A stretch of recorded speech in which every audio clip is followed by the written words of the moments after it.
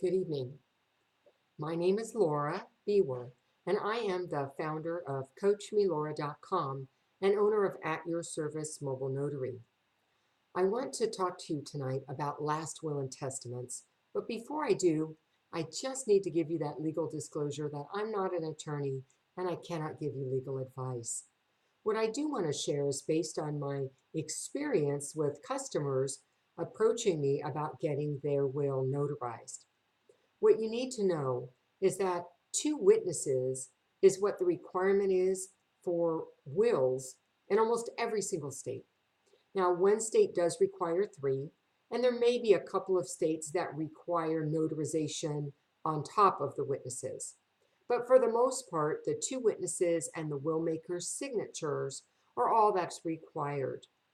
Now, you can notarize a will under different conditions. One would be there's an attestation clause. And an attestation clause is simply going to state that the will maker and witness one and witness two were all in each other's presence at the time of signing, and that they are aware that the document that was signed was the will maker's last will and testament. The other thing would be if there is a self-proving affidavit. That's a very similar document that does the same thing. And again, you would notarize the will maker and the two witnesses, and that typically has a jurat on it. So why do you need that?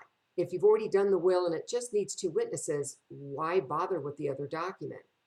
Here's why. Because probate. The probate process is slow. And this document, which is notarized, would then expedite the probate process by verifying those witnesses up front with the notary. Then the court doesn't have to do it. Now, there's one other occasion when you could notarize it even if you don't have an attestation clause or a self-proving affidavit, and that would be just because they asked you to do it. However, and this is a big one, it may never replace the requirements of two witnesses. That means two people who are there at the time of signature. They watch the signer sign their document. That is incredibly important to have happen. Now, a will is easily done on your own. So they can go to LegalZoom, Rocket Lawyer. They can go to Office Max and download these or buy these documents. But they're very sensitive because they deal with the assets after the will maker is gone. Now, not everybody goes through probate. However, most will if you have real estate that you own or you have liquid assets over a certain threshold amount, and every state is a little different with that. So how do I avoid the probate process? You avoid it by not owning anything at your death or by having a living trust. And a living trust is a vehicle for you to give up ownership of your assets, your real estate and any other assets during your lifetime to the trust. The trust owns it and you own the trust. And then you manage all those assets for your own benefit during your lifetime.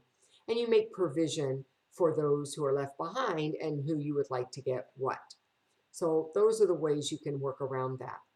Now, if you're thinking about a living trust, please seek the services of an attorney or a professional that can help you with that, because I'm not going to be able to give you advice on whether a trust is good for your situation or not. I hope what I've shared with you today is helpful the next time you're approached about whether or not you can notarize their will. Thanks for listening. Until next time.